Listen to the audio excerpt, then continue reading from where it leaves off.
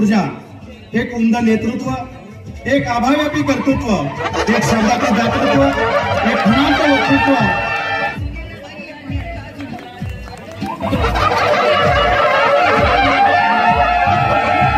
सन्मान्य शहाजहान असे साहेब यांचाही सन्मान होतो.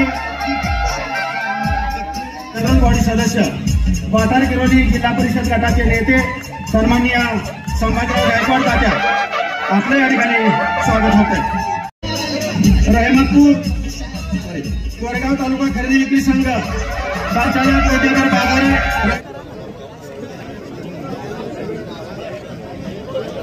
रहमतपूर नगर परिषद प्रभाग क्रमांक 1, रहमतपूर नगर परिषद प्रभाग क्रमांक 1 पटकन या सगळेजण वाट द्या त्यांना, नटूपाटील वाट करा. राष्ट्रवादी काँग्रेस पार्टीमध्ये प्रवेश होतोय. मोरगल्ली विभागातून भाजपचे कार्यकर्ते राष्ट्रवादी काँग्रेस पार्टीमध्ये प्रवेश करतायत. रमेश गाडे, राजू गाडे, प्रवीण तोडकर, संजय फडतरे. आपणा सर्वांना विनंती आहे आपण या ठिकाणी यायचंय. दादा पवार, त्याचबरोबर आंबेडकर नगर सिद्धार्थ तरुण मंडळाचे अध्यक्ष उत्तमराव गायकवाड, आपणही व्यासपीठावरती यायचंय. या ठिकाणी सोयस्करांनी सांगितलं की राष्ट्रवादीच्या घड्याळाच्या चिन्हावर ही नगरपालिका निवडून येणार आहे. आबा या ठिकाणी जिल्ह्यामध्ये राष्ट्रवादी पक्षाच्या चिन्हावर 2 वेळा मी निवडणूक लढलोय आणि घड्याळावर ऐतिहासिक काका आपण निर्णय केलाय. या ठिकाणी आदरणीय दादांच्या माध्यमातून 99 साली मी राष्ट्रवादीमध्ये युवकाध्यक्ष म्हणून काम केलं, कार्याध्यक्ष म्हणून काम केलं, फादरचा अध्यक्ष म्हणून काम केलं, जिल्हा बँकेचे व्हाईस चेअरमन म्हणून काम केलं. सातत्यानं या परिसराचा, रहमतपूरचा विकासाचं स्वप्न घेऊन आपण त्या ठिकाणी काम करतोय. आदरणीय दादांची विचारधारा स्वर्गीय चव्हाण साहेबांचा जिल्हा आहे. आबा तुमच्या आणि काका बाळासाहेब खूप मोठी जबाबदारी आहे. या चव्हाण साहेबांच्या जिल्ह्यामध्ये चव्हाण साहेबांनी महाराष्ट्राला दिशा देण्याचं काम केलं. तीच परंपरा आपण केली पाहिजे.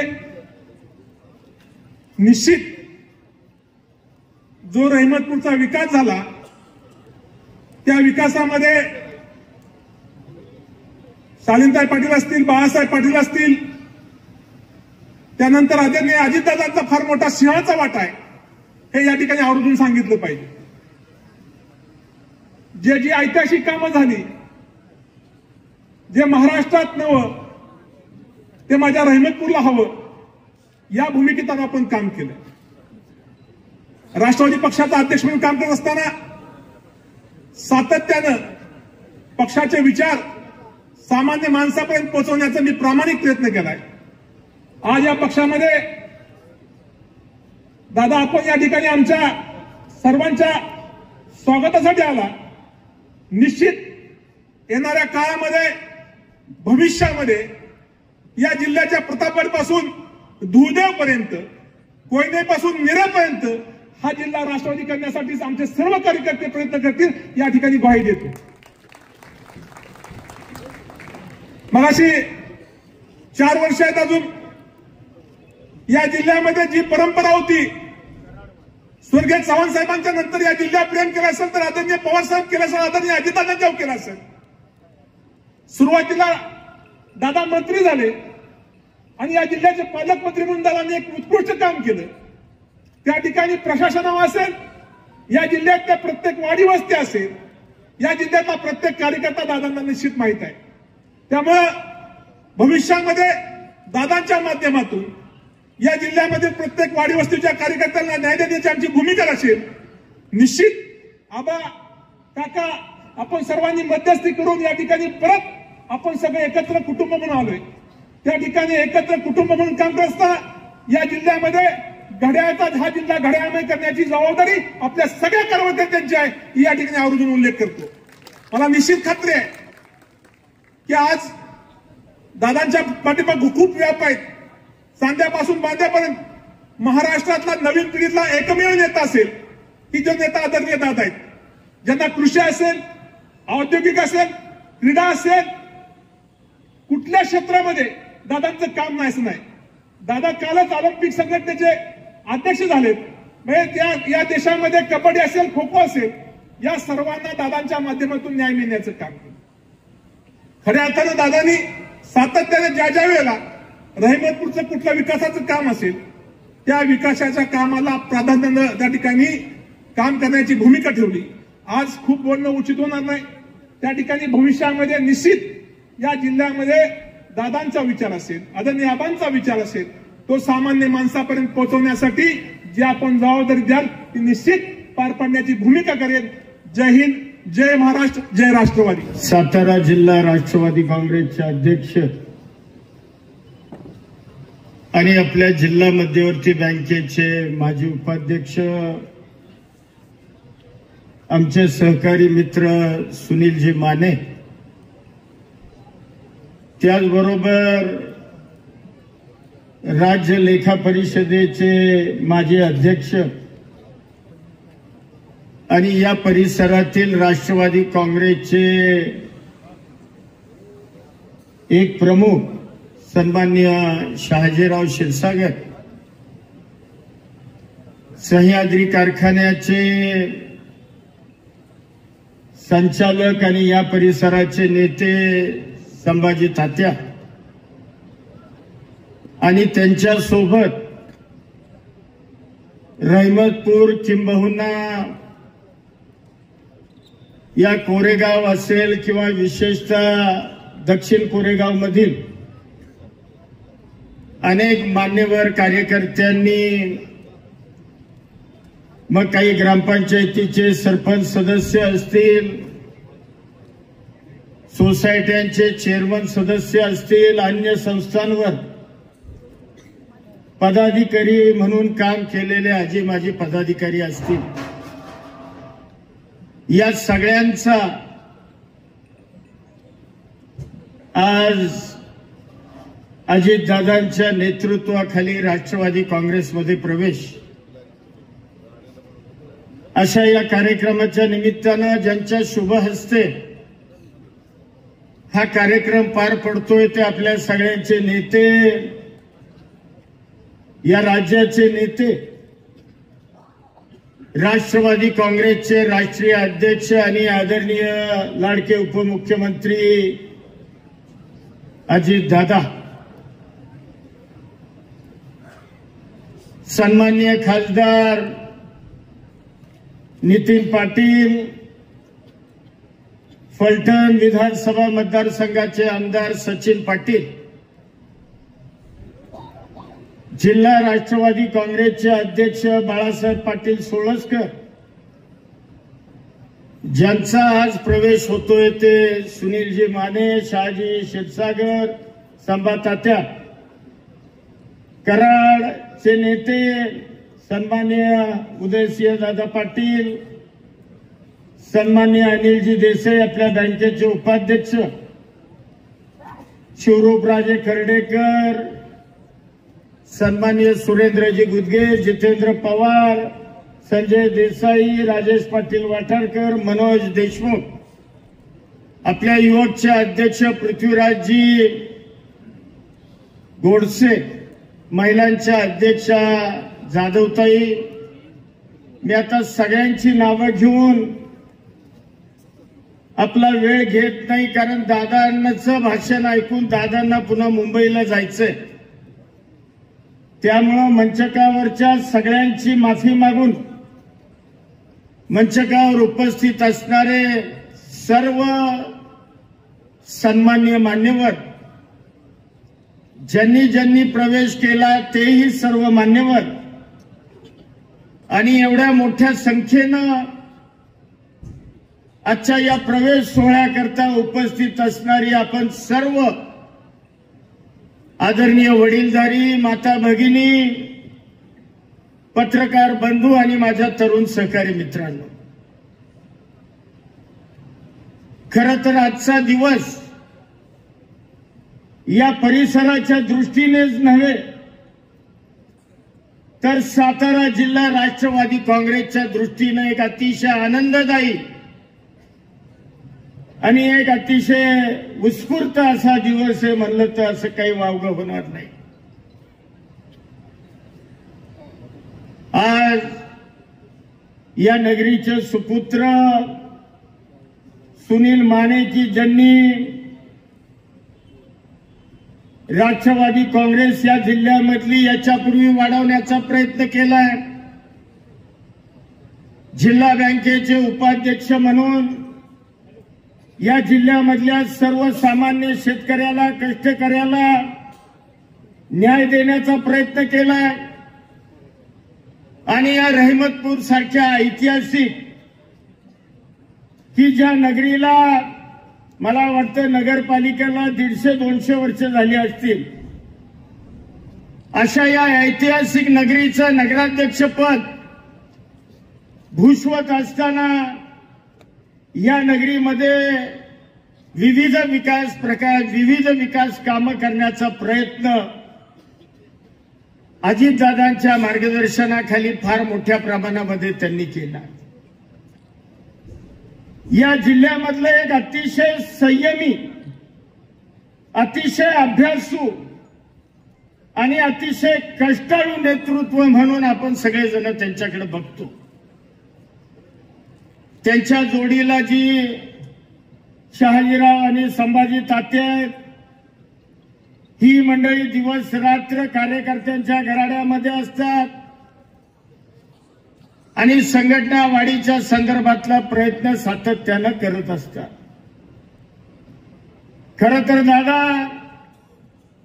ही सगळी मंडळी आपल्याला मानणारी तुम्हाला दुर्दैवानं राष्ट्रवादी काँग्रेसचं विभाजन झालं आणि ही मंडळी आदरणीय साहेबांच्या बरोबर राहिली। आम्ही मंडळी तुमच्या सोबत आलो आणि आज या मंडळींनी पुन्हा एकदा आपल्या नेतृत्वावर विश्वास ठेवला।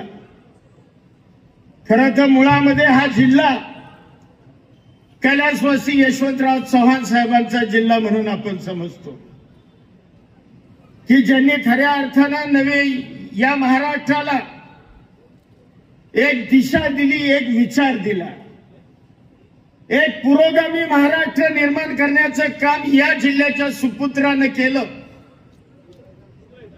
अशा या चव्हाण साहेबांचा हा जिल्हा, मग कैलासवासी आबासाहेब वीर असतील, कैलासवासी बाळासाहेब देसाई असतील, विलासराव काका असतील, तात्या असतील, अनेक दिग्गज मंडळी या जिल्ह्यामध्ये निर्माण झाली। आणि सगळ्यात महत्वाचं म्हणजे तसं हा सातारा जिल्हा या राज्यामधला एक राजकीय दृष्ट्या सुसंस्कारित जिल्हा म्हणून या जिल्ह्याची सर्वदूर ओळख आहे। सातत्यानं यशवंत विचार या जिल्ह्यानं जोपासला, वाढवला। सातत्यानं राष्ट्रवादी काँग्रेसच्या स्थापनेपासून हा जिल्हा आदरणीय पवार साहेबांच्या आणि तुमच्या पाठीशी खंबीरपणानं उभा राहिला। एक काळ तर असा होता, या जिल्ह्यामधले 10 पैकी 9 आमदार आणि दोन्हीच्या दोन्ही खासदार हे राष्ट्रवादी काँग्रेसचे या जिल्ह्यातील आमच्या जनतेनं निवडून दिले। सातत्यानं राष्ट्रवादी काँग्रेसचा यशवंत विचाराचा किंवा शिवशाहू फुले आंबेडकरांचा विचार या सातारा जिल्ह्यातील जनतेनं जोपासला। परंतु दादा, अलीकडच्या काळामध्ये कुठेतरी दृष्ट लागली जिल्ह्याला। कुठेतरी हा जिल्हा यशवंत विचाराच्या पासून फारकत घेतो का काय? कुठेतरी हा जिल्हा, या जिल्ह्यातील जनता शिवशाहू फुले आंबेडकरांच्या विचारापासून दूर जाते की काय, अशा पद्धतीची परिस्थिती आज आपल्या समोर निर्माण आहे.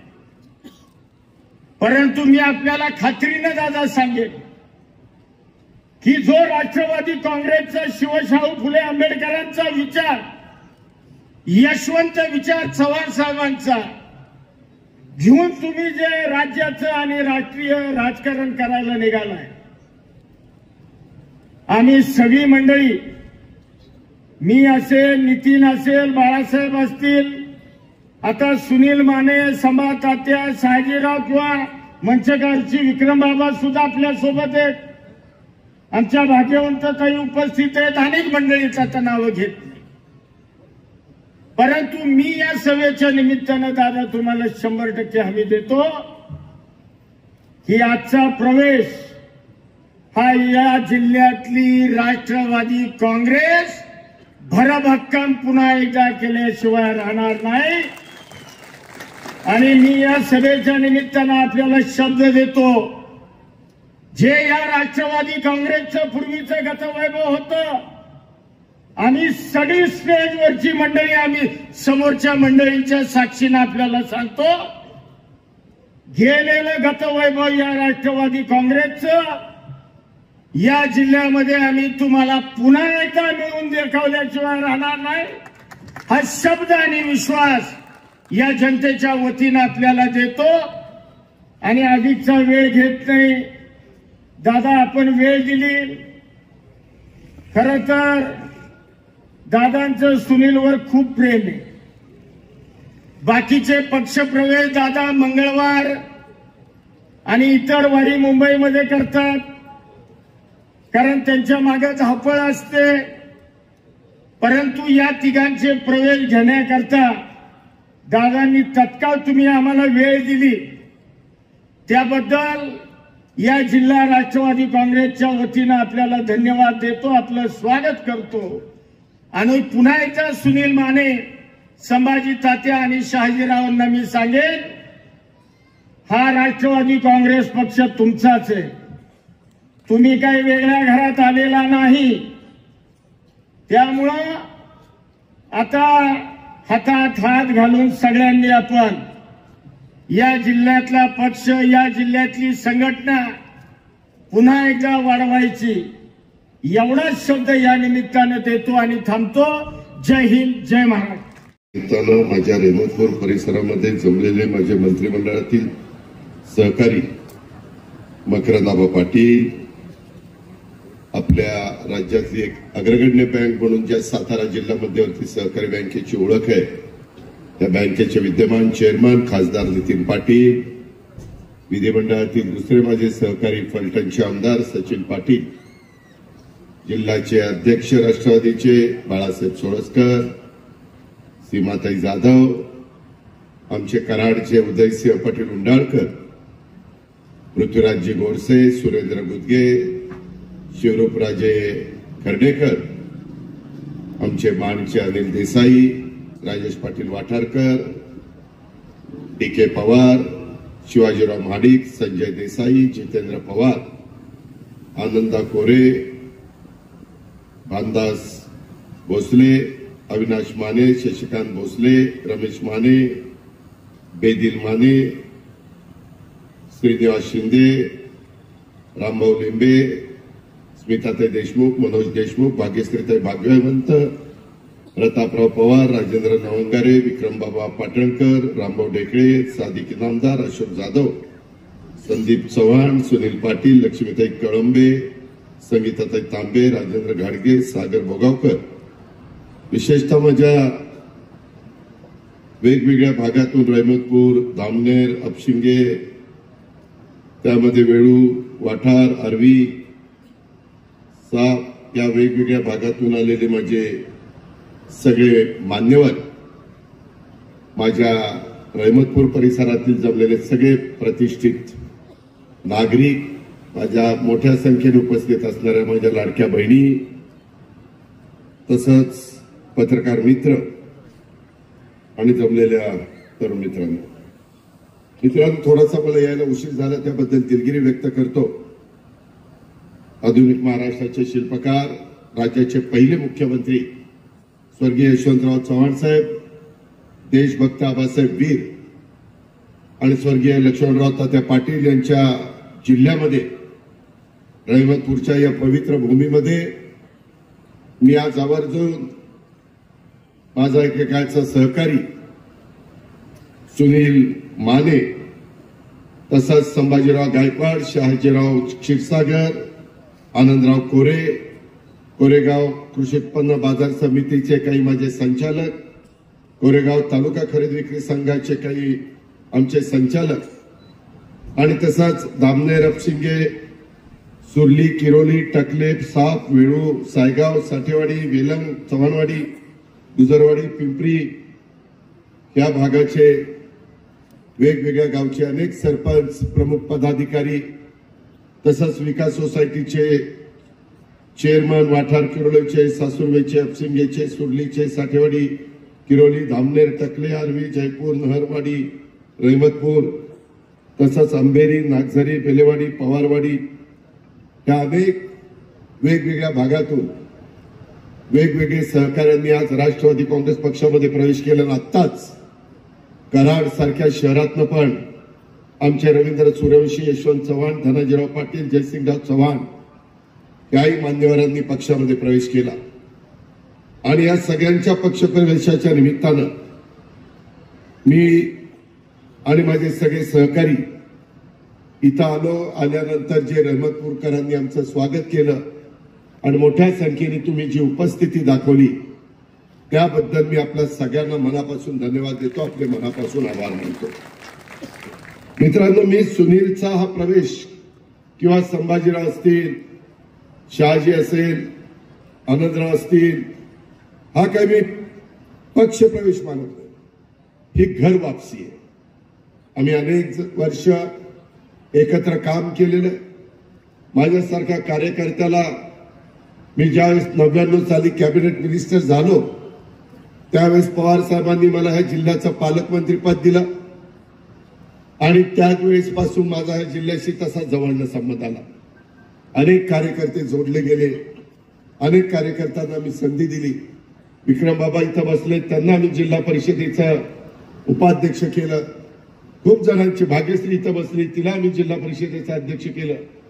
कितीतरी कार्यकर्त्यांची नावं घेता येतील की कुणाला सभापती कर, कुणाला डायरेक्टर बँकेमध्ये कर, कुणाला त्या ठिकाणी जिल्हा परिषद अध्यक्ष, उपाध्यक्ष, सभागृह नेता, अनेक पद. शेवटी कार्यकर्ता हा कुठेतरी लोकांच्या लक्षात पण राहायला पाहिजे, तो लोकांच्या मध्ये रमला देखील पाहिजे.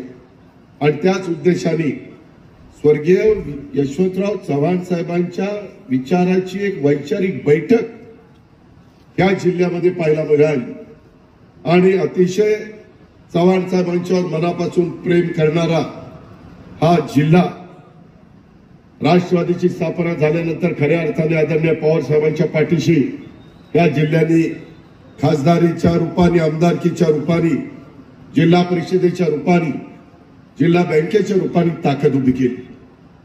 जे पुणे जिल्ह्याने दिलं नाही त्याच्यापेक्षा कितीतरी सुरुवातीच्या काळामध्ये राष्ट्रवादी काँग्रेस पक्षाला भरभरून देणारा हा जिल्हा आणि त्याच्यामुळे ह्या जिल्ह्याच्या बद्दल एक वेगळ्या प्रकारची आस्था, आपुलकी, प्रेम असणारा मी एक कार्यकर्ता. गोरेगावमध्ये आमचं त्या ठिकाणी निडळगाव आपलं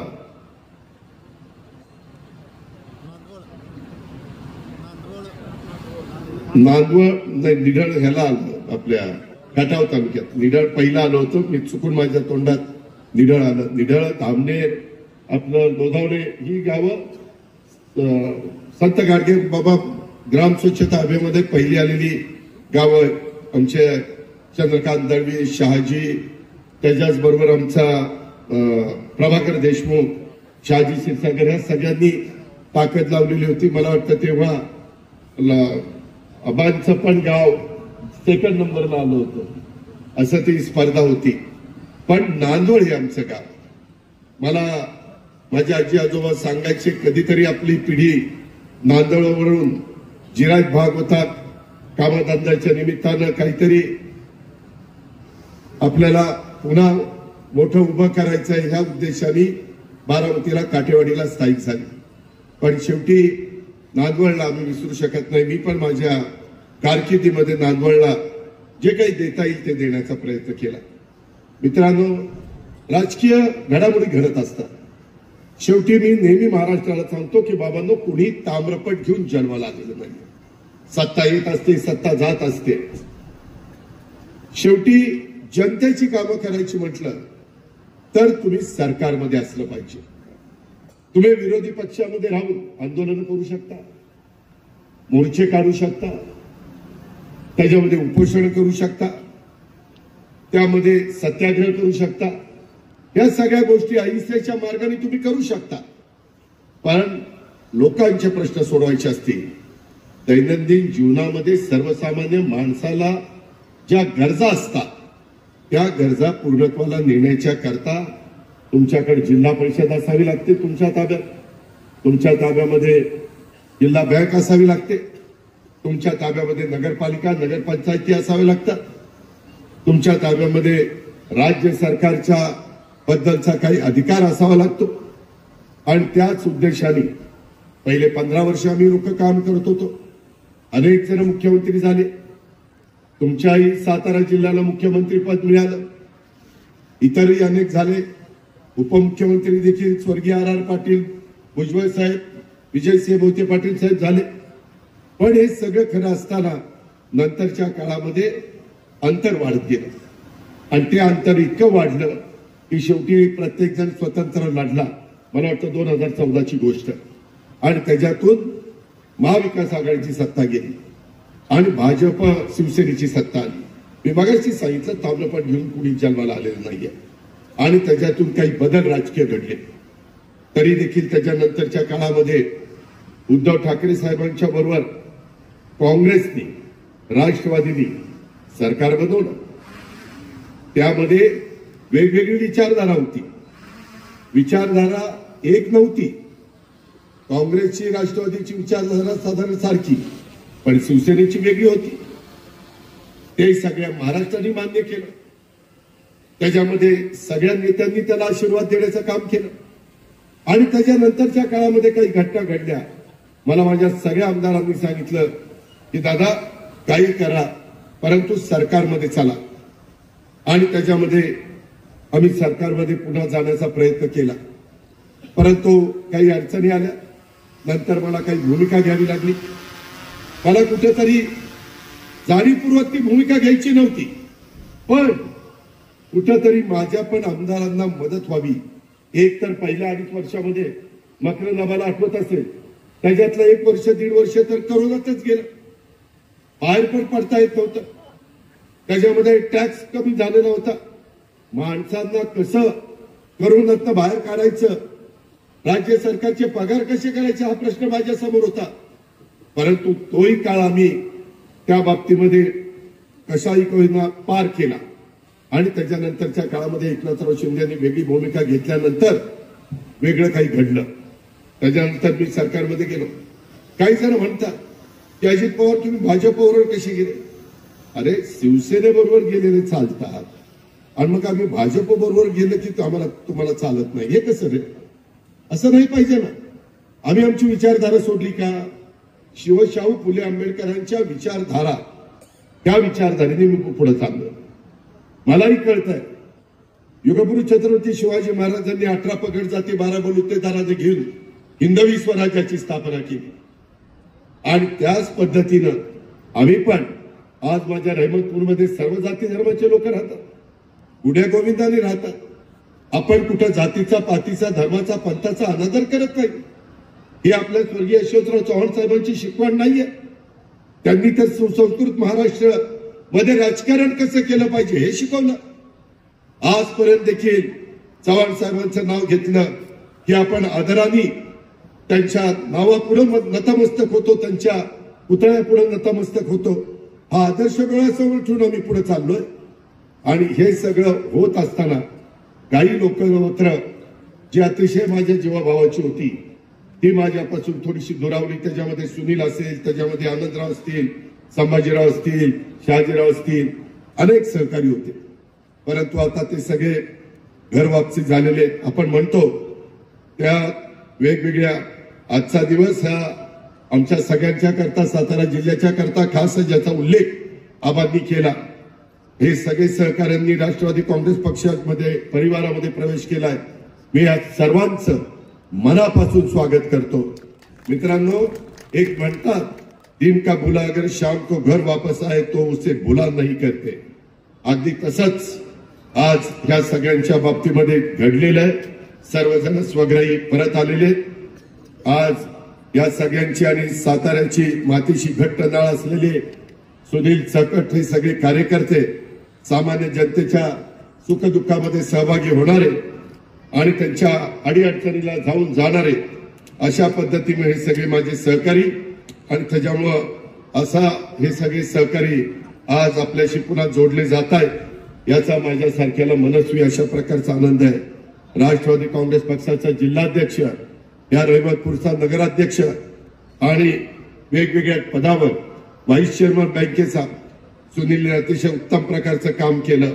पक्षासाठी निस्वार्थीपणे काम करणारा एक कार्यकर्ता, त्यामुळं असा नेता, असा कार्यकर्ता पुन्हा राष्ट्रवादीमध्ये जोडला गेला पाहिजे ही माझी भावना होती. आणि तो उत्कृष्ट एक संघटक आहे, अत्यंत प्रामाणिक आणि सर्वांना बरोबर घेऊन जाण्याचा त्याचा स्वभाव आहे. अशा पद्धतीनं शहाजीलाही वाटत होतं की परत आपण एकत्र झालं पाहिजे, संभाजीलाही वाटत होतं परत एकत्र झालं पाहिजे, आनंदरावला वाटत होतं, बाकीच्या सगळ्यांना वाटत होतं आणि त्याच्यातून हे सगळं घडलेलं आहे. त्याच्यामध्ये तुमची पण जबाबदारी वाढलेली. मित्रांनो, उद्यापासून महाराष्ट्रातल्या 288 नगरपालिका आणि नगरपंचायतीचे फॉर्म भरायचा कार्यक्रम सुरू होणार आहे आणि फॉर्मची शेवटचे एकदा चिन्ह वाटप झालं ते 26ला होणार आहे आणि 2 तारखेला मतदान आहे. अवघे 6 दिवस प्रचाराला मिळत आहे. त्यामुळं कार्यकर्ता, बूथ कमिटीचा माझा सहकारी हा गाफील राहता कामा नये. हे होत असतानाच माझा अंदाज आहे की कदाचित जिल्हा परिषद, तालुका पंचायतीच्या पण निवडणुका जाहीर होतील. पुन्हा तिथेही माझ्या ग्रामीण भागातल्या कार्यकर्त्याला सत्तेचं विकेंद्रीकरण करून आमच्या स्वर्गीय यशवंतराव चव्हाण साहेबांनी त्यामध्ये स्थानिक स्वराज्य संस्थांची स्थापना केली. त्याच्यातनं कार्यकर्ते पुढे येतात. त्याच्यातनं आता मकरंदाबाद जिल्हा परिषदेतनं पुढे आलेला कार्यकर्ता आज मंत्री झालेला. आर पाटील जिल्हा परिषदेचा सदस्य होता. एक बैलाची खूण होती 1980 साली, तिथं निवडून आलेला राज्याच्या उपमुख्यमंत्री पदापर्यंत पोहोचले. विलासराव देशमुख गावचे सरपंच होते, मुख्यमंत्री पदापर्यंत पोहोचले.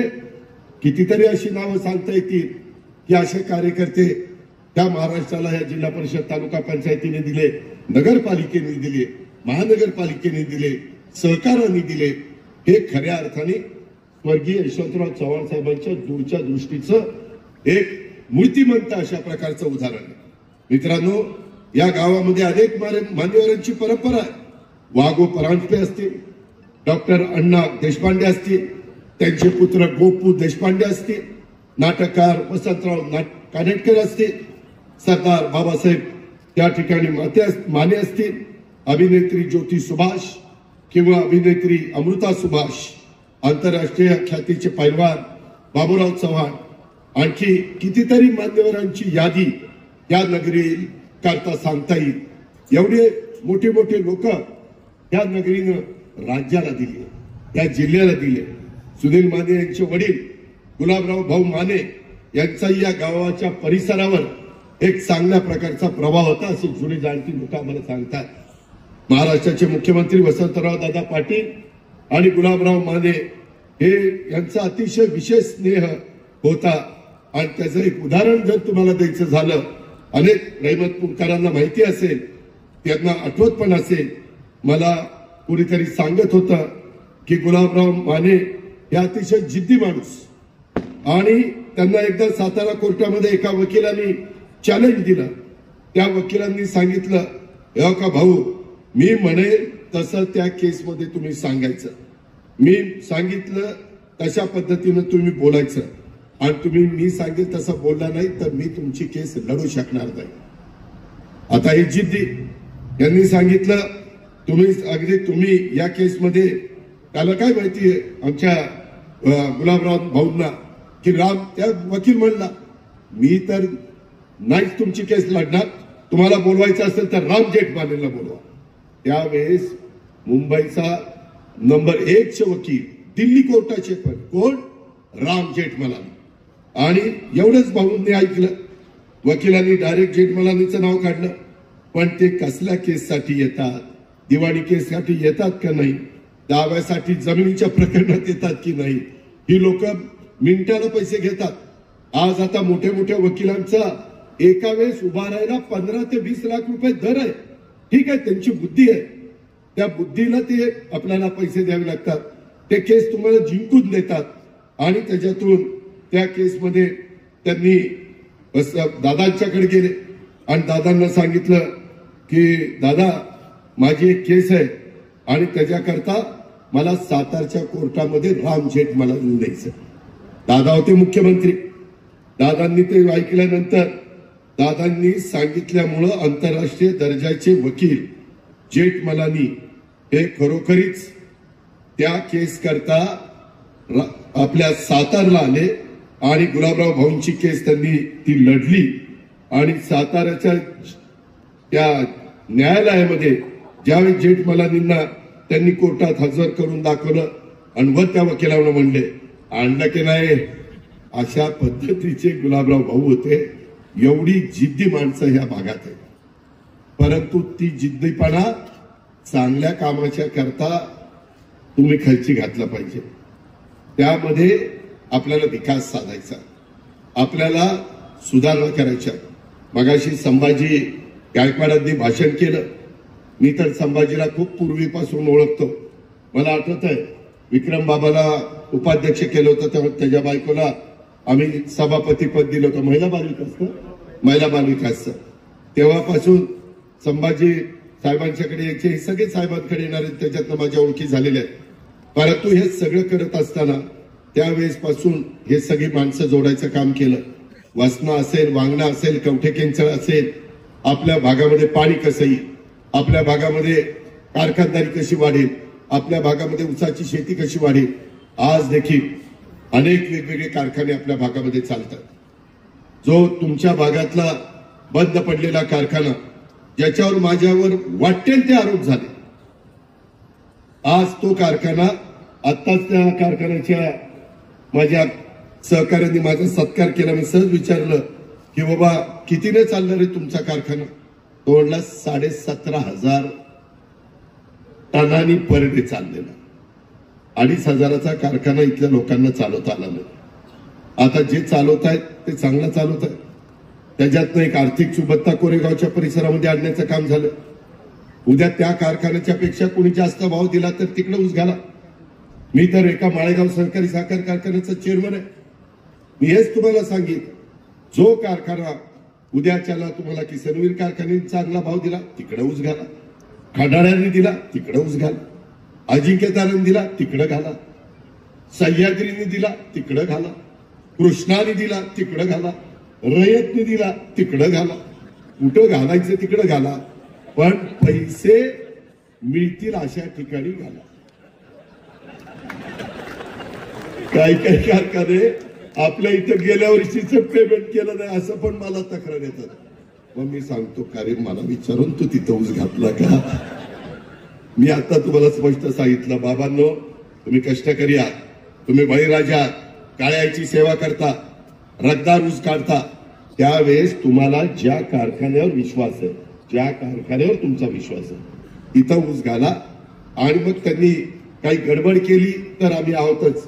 सहकार खातं आमच्याकडे आहे, मदत पुनर्वसन खातं आहे, माझ्याकडे अर्थ नियोजन आहे आणि या पद्धत कृषी खातं आहे आपला दत्तामावा भरणेकर. अशा पद्धतीनं आम्ही त्यामध्ये तुम्हाला मदत करू. मित्रांनो, मला वेगवेगळ्या ठिकाणी टार्गेट केलं जातं. आता ही जी घटना घडायला नको होती ती घडली. मला काही त्याच्याबद्दल माहिती नव्हतं. मी म्हटलं माहिती घेऊन सांगतो. आता काही जण म्हणले एवढी मोठी माहिती दादाला नाही, काही माहिती कशी नाही? अरे बाबा, दादा ही सकाळी 6ला कामाला लागतोय, ते रात्री 10-11ला घरी जातोय. त्याच्यामुळे मला नाही माहिती. नंतर मी माहिती घेतली, त्याच्यात काहीच व्यवहार झाला नाही. एक रुपया कुणाला दिलाही नाही, एक रुपया घेतलाही नाही. आता त्याची कमिटी झालेली आहे, मुख्यमंत्र्यांनी लक्ष घातलंय, तिघांच्यावर FIR दाखल झाला. मी तुम्हाला आजपर्यंत सांगतो, सातारा जिल्ह्यात पण काम करताना एका माणसाने माझ्याकडे यावं की अजित पवारनं काम करताना आमचा चहाचा तो मिंदा आहे. मी इथं बसणाऱ्या कुणाच्याही 5 पैशाचा मिंदा नाही. एवढं माझं काम चोख असतो. मी बोलायला कडक आहे, मी शब्दाचा पक्का आहे. माझ्यावर आरोप झाले, 70,000 कोटीचा आरोप झाला. अरे म्हणलं ते 70,000 कोटीतले 100च कोटी मला दे, बाकी सगळे तू घेऊन जा. माझं 10 पिढ्या बसून खातील 100 कोटीत. पण काय ते मला कोणी दाखवना कुठं पैसे तर काय पैसे. दाढी टाकल्यास सगळं काही केलं. माझ्या नातेवाईकांच्यावर 22 ठिकाणी दाढी टाकल्या.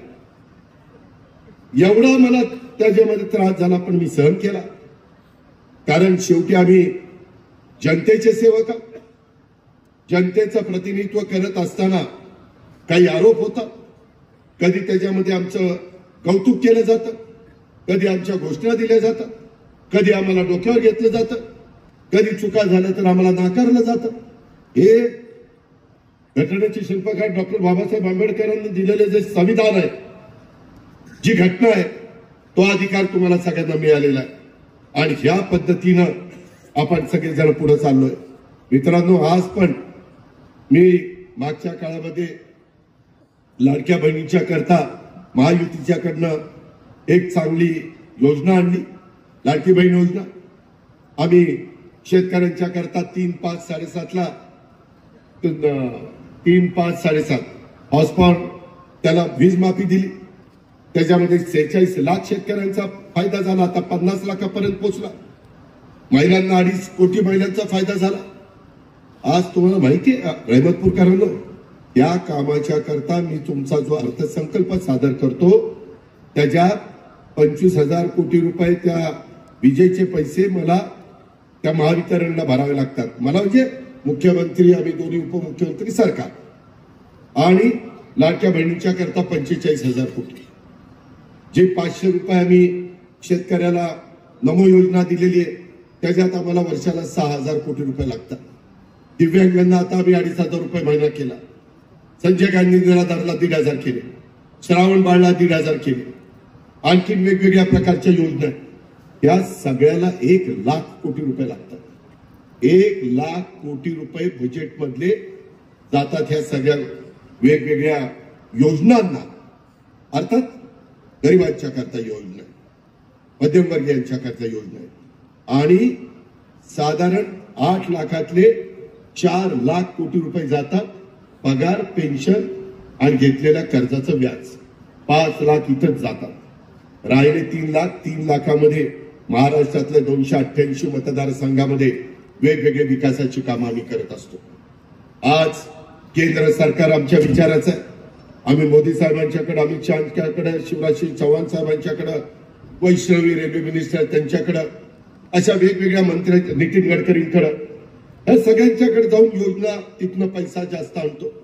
आता अवकाळी पाऊस आला. आत्ताचा पाऊस सीझन पण नाही. मे महिन्यात पाऊस सुरू झाला, ती संपला कधी? आत्ता नोव्हेंबरमध्ये. 6 महिने कधी पाऊस झालेला बघितलाय का? एवढं नुकसान झालं. शेवटी शेतकरी उभा केला पाहिजे. कुठं कापूस गेला, कुठं सोयाबीन गेलं, कुठं कांदा गेला, कुठं केळी गेली, कुठं बारक्या लागलीने मार खाल्ला. वेगवेगळ्या ठिकाणची वेगवेगळी पिकं अडचणीत आली, फळबागा गेल्या. त्याला पॅकेज देण्याच्या करता दिवाळीच्या आत 32,000 कोटी रुपये आम्हाला लागले. 32,000 कोटी. शेतकऱ्याला तर पण उभा केलं. काहींच्या जमिनी खरडून गेल्या, काहींचे तिथं बांध फुटले, पाझर तलाव फुटले आणि परत पाऊस पडला दिवाळीनंतर. लोकांनी माझ्या भंडारा, गोंदिया, चंद्रपूर, गडचिरोली, कोकण भात कापला आणि त्याचा आता तयार करायचा, ते सगळं साळवण सगळं भिजून गेलं. तिथं नुकसान झालं. तो पुन्हा खर्च 8,000 कोटीनं वाढला. 40,000 कोटी रुपये वाढले. आम्ही सांगितलं होतं की पीक कर्जाचा बद्दलचा आम्ही निर्णय घेऊ, परंतु मी सांगतो भाऊ, सगळी सोंग करतात, पैशाचं सोंग नाही करतायत तर लगेच विरोधक म्हणतात. मग तुला त्यावेळेस कळलं नव्हतं का? अरे त्यावेळेस मला काय माहिती 40,000 कोटी याला जाणार आहे. मी काय ज्योतिषी आहे का? मी पंचांग बघतो काय? बघतो काय? मी आपलं नेहमीच्या अंदाजाने सांगितलं. मागाशी कोणीतरी संभाजी बोलला 2003-04चा दुष्काळ कसा होता आम्ही अनुभवला ना. मीच पालकमंत्री होतो इथं, तेव्हा पण असंच झालं. ते काही पाऊस पडेना काही होईना. या विक्रमबाबा पाटणकरांच्या पाटणमध्ये या मोठ्याच्या मोठ्या विंड मिल उभ्या केल्या होत्या, आपल्याकडे नव्हत्या, तिकडे होत्या. काही नेते असे का हुशार की त्यांनी लोकांना सांगितलं ती ब्लेड एवढी मोठी आहे, ती ब्लेड आपल्याकडे येणारे ढग अडवताय, ढग अडवताय. या समुद्राचं ढगच इकडे येऊन देत नाही ती ब्लेड. मग चला म्हणजे तिथं जाऊन आपण तोडून टाकू ते. आता काय यांना म्हणावं, असं कुठं असतं का? कधी कधी निसर्गाने 72चा दुष्काळ तुम्ही लोक सांगतात, आम्ही लहान होतो परंतु आला ना एकदा 72चा दुष्काळ. त्याच्याही नंतर वेगवेगळे दुष्काळ आले. दुष्काळाने खचून जायचं नसतं आणि त्याच्यातून पुन्हा माणसाला उभं करायचं असतं. ते काम आज महायुतीचं सरकार करते. केंद्राने टीम पाठवली, ती टीम सगळीकडे बघते. आम्ही केंद्राकडनं पण निधी मिळवण्याचा प्रयत्न करतोय. आज वेगवेगळी विकासाची कामं आपल्याला करायची. मधल्या काळामध्ये थोडस तुम्ही विरोधी पक्षामध्ये असल्यामुळं तुमच्या विकास कामाला काही खीळ बसली, त्याला पुन्हा आपल्याला जोर द्यायचा आहे. आणि हा जोर देत असताना मला अनेकदा सुनील बाजे सांगायचे की दादा आमचा रहमतपूरचा एसटी स्टँड, माझी नगरपालिका आणि एसटी महामंडळ असं एकत्र मिळून प्लॅन केला तर चांगला होईल. परंतु तो काही ना काही निमित्तानं तो राहून गेला आणि अशा पद्धतीनं ते सगळं अडचण आली. त्याच्यामध्ये मी मागच्या काळामध्ये असताना मला वाटतं काही 50 कोटी रुपये दिलेले होते रस्त्यांच्या कामाकरता, परंतु अतिशय निकृष्ट दर्जाचे त्या ठिकाणी रस्ते केले गेले आणि त्याच्यामध्ये सुनील माने उपोषणाला बसले होते. मित्रांनो, मी माझ्या बारामतीमध्ये, मी सगळ्यांना सांगतो, माझ्या बारामतीमध्ये येऊन माझी कामं बघा. मी त्या कामामध्ये पहाटे 6ला उठून साईटला जातो. आता जाऊ शकत नाही कारण 6ला उजाडलेलं नसतं, 6:15ला जातो. आजच गेलो, त्याला 6ला काहीच दिसलं. लोक म्हणली थांबा 6:15 वाजले की जरा उजाडेल. उजाडलं, मग दिसलं. आता काय करायचं काय? उजेड पडल्याशिवाय तर दिसत नाही. तर ते असं सगळं झालं. पण मी कामाचा दर्जा फार चांगला ठेवतो. तुम्ही बघा, राष्ट्रवादीच्या ताब्यात असणारी पुणे जिल्हा बँक आज उत्तम चालली. राष्ट्रवादीच्या ताब्यातली सातारा जिल्हा बँक आज राज्यात नंबर 1ची चालली. कोल्हापूर जिल्हा बँक आज राज्यात नंबर 1ची चालली. मित्रांनो, संस्था चांगल्या चालवायच्या असतात. मी अनेकांना मदत करतो, एनसीडीसी मधनं मदत करतो. अमित शाह साहेब म्हणाले, अजित ज्या कारखान्याला गरज पाहिजे त्याला मी निधी देतो. आम्ही शिफारस करतो, अमित शाह साहेब पैसे देतात, परंतु ते पैसे सत्कारणी लागले पाहिजे. आज क्षेत्र वाढतंय, वेगवेगळ्या योजना, जे काटापूर असेल त्याच्या संदर्भात उरमुडी असेल, त्या बाबतीमध्ये वेगवेगळ्या प्रकारे कदेर असेल, त्यांच्या इथलं धनगरवाडी हरबरवाडी, ते कराडच्या परिसरातल्या उपसा सिंचन योजना असतील. मित्रांनो, या सगळ्या योजना आम्ही राष्ट्रवादीमध्ये सरकार असताना आम्ही त्याच्यामध्ये त्या योजनांना मंजुऱ्या दिल्या, त्या योजना चालल्या, त्याला आता निधी देण्याचं काम करतोय. माझे तुम्हाला सगळ्यांना सांगणं आहे की मी आज तुम्हाला रहमतपूरमध्ये सांगतो, मी अर्थसंकल्प मार्चला सादर करीन आणि पुढच्या वर्षीच्या अर्थसंकल्पामध्ये साधारण कुठल्या घटकाला कर्जमाफी द्यायची शेतकऱ्यांना, ती कर्जमाफी पीक कर्जाच्या करता आम्ही देणार आहे. तुम्ही काळजी करू नका. परंतु ह्या वर्षी देता येत नाही, ती जूनमध्ये म्हणजे 30 जूनच्या आत देण्याचा निर्णय आम्ही घेतलेला आहे. नवीन वर्षामध्ये नवीन बजेट त्या ठिकाणी येणार. पण मी एकदा सांगितलं बाबांनो, सारखी सारखी कर्जमाफी होणार नाही की लगे माझ्यावर टीका, बघा हे असा करतो, बघा ती तसं करतो. मी आता चांगलं सांगायला गेलो तर काय ह्याच्यात वाईट काय? त्याच्यामध्ये तुम्ही पिकवलेला उसाला दर चांगला मिळाला पाहिजे, तुमच्या कांद्याला दर चांगला मिळाला पाहिजे, तुमच्या फळबागांना दर चांगला मिळाला पाहिजे. आता AI, कृत्रिम बुद्धिमत्ता, आर्टिफिशियल इंटेलिजन्स ते आलंय. आम्ही लोकांनी बारामतीमध्ये अनेक ठिकाणी एआयचा वापर करून लागणी केलेला आहे. आम्ही गेले 3 वर्ष प्रयोग केले रहमतपूरकरांनो. त्याच्यामध्ये 70 टन ऊस काढणारा माणूस आता 100 ते 110 टन ऊस काढायला लागला. 30-40 टनांनी ऊस वाढला. जो 90-100 टन काढत होता तोच 140 पर्यंत पोहोचला. तसं आपल्याला करायला नको. त्याकरता यंदा 500 कोटी रुपये मकरंदाबाला विचारा कृषी विभागाच्या करता, एआयच्या करता, कृत्रिम बुद्धिमत्तेच्या करता ठेवलेले. घ्या फायदा त्याचा. वसंतदादा शुगर इन्स्टिट्यूटने ते रोप आहे ना ऊसाचं, ते 2 रुपयाला ठेवलेले. अतिशय चांगल्या पद्धतीनं, आधुनिक पद्धतीनं. आणि तुम्हाला आश्चर्य वाटेल, मी पण माझ्या शेतामध्ये तो ऊस लावला. आज दुपारी मी आईला भेटायला गेलो, तो चक्कर लगेच शेतात मारली. एकदम बेस्ट ऊस आहे. कधीतरी येऊन बघा. तुम्ही म्हणाल हे राज्याचं राजकारण करतो ना, ह्याचा ऊस कसा काय एवढा चांगला. पण त्याला एआयचा वापर केला आणि त्यामधनं साधारण टनेज तर वाढेलच, परंतु मित्रांनो हे आपल्याला करावं लागेल. काळानुरूप तुम्हाला मला शेतीमध्ये बदल करावा लागेल. आपल्या आजोबांनी, पंजोबांनी, बापांनी शेती केली तशीच तुम्ही शेती केली पाहिजे असं कुठेही सांगितलेलं नाहीये. उत्पादन खर्च कमी, खताचा खर्च कमी आणि पाण्याचा खर्च कमी आणि उत्पादन वाढवायचं, उत्पन्न वाढवायचं, टनेज वाढवायचं. हे फक्त एआय त्यालाच करता येत नाही. तुम्ही कुठल्याही पिकाला करू शकता.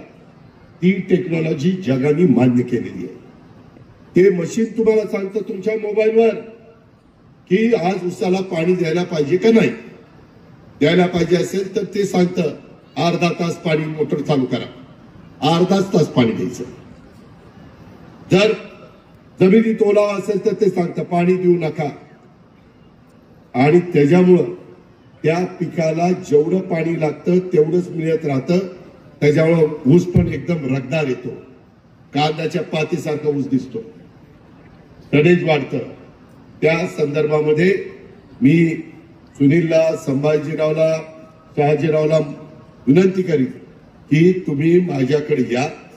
आपल्याच सातारचं, त्यांचं गाव कुठलं नलोड्यांचं, वाडे, वाड्याचे नलोडे आमच्याकडे प्रिन्सिपल आहेत. त्यांनी नेदरलँडला जातात, हे सगळं ते करतात आणि त्यांचा फार त्याच्यात अभ्यास आहे. आता इथल्याच वाड्याचा माणूस बारामतीला येऊन ते चांगलं करतोय आणि मग तुम्हाला करायला काय झालं. त्याकरता हे नितीन पाटील जिल्हा मध्यवर्ती सहकारी बँकेचे चेअरमन, त्यांनी पण त्याच्यात 10,000 2,000 शेतकऱ्यांना 2 कोटी रुपये बाजूला काढलेत. मला वाटतं 10,000 रुपये प्रमाणे 10,000 रुपये हे अनुदान देत आहे. आज VSI तुम्हाला 18,500 रुपये देतं. पहिले तुम्ही लावतील ते. खूप चांगल्या चांगल्या गोष्टी आहेत बाबांनो. नुसतं राजकारण करून चालत नाही, नाहीतर उगीच राजकारण करायचं. आज सुनील माने असं काय बोलला आणि अजित पवार कसं काय बोलला आणि मकरंदाबा अजितकडे असं काय करतो आणि ते बाळासाहेब सोळच करतात काय. अरे त्यांना काय बोलायचं ते बोलते ना. आपल्या रानातलं गाजर गवत तरी काढा. त्याच्या ते पहिलं ते रान स्वच्छ करा, तिथलं पहिलं पीक बघा. तुमची पिकं चांगली असतील तर प्रपंच होईल, मुलं बाळ चांगली चालतील. या सगळ्या गोष्टीचा बाबांनो विचार करा. आणि म्हणून माझी तुम्हाला विनंती आहे, आपल्याला त्या रस्त्याने जायचंय. मी आता जास्त वेळ आपला घेत नाही, परंतु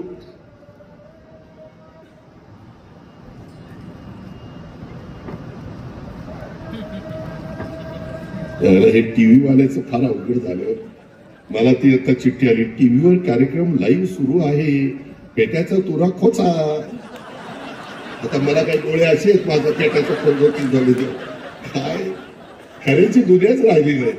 बरं मी बोललो की बघा अजित पवार कसं बोलतो, काय खरं ते बोलतो, काय चुकीचं बोललो मला तर काही कळत नाही.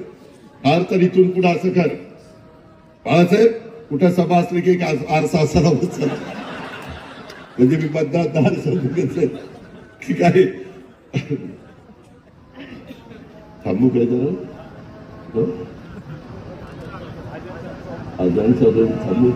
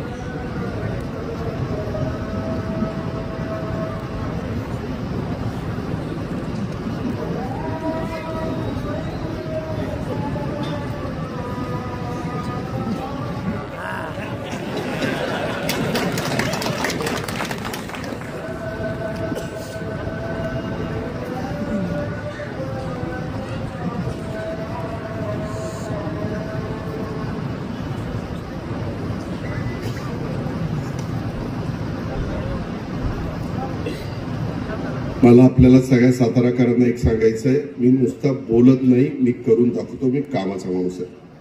मला तुम्ही सगळ्यांनी साथ दिली, राष्ट्रवादीच्या पाठीशी तुम्ही साताराची ताकद उभी केली.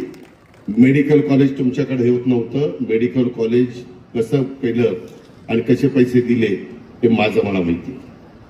त्यावेळेस तुमच्या सातारचे मुख्यमंत्री असताना देखील मी माझं मेडिकल कॉलेज पुढच्या कॅबिनेटला मंजूर केलं, आधीच्या कॅबिनेटला सातारचं मेडिकल कॉलेज मंजूर केलं की उद्या पुढे म्हणायला नको उपमुख्यमंत्र्याच्या बारामतीत मंजूर केलं, मुख्यमंत्र्याच्या साताऱ्यामध्ये नाही. माझं मेडिकल कॉलेज चालू होऊन 5 वर्ष झाली इमारत होऊन, आता ही इमारत होतीये. नंतर मी पुन्हा उपमुख्यमंत्री झाल्यावर पैसे दिले, त्या इरिगेशनची जागा घेतली, ते मेडिकल कॉलेजचं बांधकाम सुरू केलं. इथलं सैनिकी स्कूल चव्हाण साहेबांनी काढलेलं, त्या सैनिकी स्कूलला 500 कोटी रुपये मंजूर केले. तिथं जाऊन बघा कामं चालली केलं. हे कुणी मंजूर केलं, फाईल कुणाची सही झाली बघा. इथं आताच्या काळामध्ये वेगवेगळ्या प्रकारच्या ज्या काही योजना आहेत त्याला वेगवेगळ्या पद्धतीनं निधी कसा देता येईल हा प्रयत्न आम्ही करत असतो. कारण सातारा आपला सर्वांचा जिल्हा. मी कधी दुजेपणाची वागणूक केलेली नाही आणि अजूनही आपल्याला खूप काही कामं करायची. अनेक रस्ते आपण नॅशनल हायवेच्या मार्फत, त्याच्या हॅमच्या मार्फत, एनईटीच्या मार्फत त्या ठिकाणी करतोय. आज इथं मकर लाभा बसलेत, त्यांना विचारा. तिकडच्या भागामध्ये देखील परवा त्यांनी मला वाईला बोलवलं होतं. शाहीर साबळे त्यांनी त्यांचा सगळा पोवाडे आणि त्यांचा आवाज अख्ख्या महाराष्ट्राला माहिती आहे. ते आज नाहीये. त्यांचं स्मारक करायचं होतं, त्याच्यामध्ये माझ्याकडनं टिकाव टाकून घेतला. भूमिपूजन आम्हाला विचारलं, आबा पैशाचं काय? नाही, आता तुम्हीच द्यायचं म्हणलं.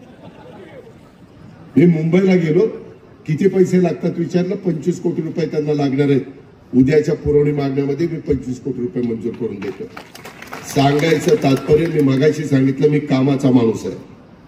मी जे बोलतो ते करतो. लोक माझ्यावर टीका करतात, आरोप करतात. माझा आवाज थोडासा मोठा आहे. लोकांना वाटतं हे सारखं दमातच बोलतो का. आता मला हळू बोलता येत नाही, त्याला मी काय करू.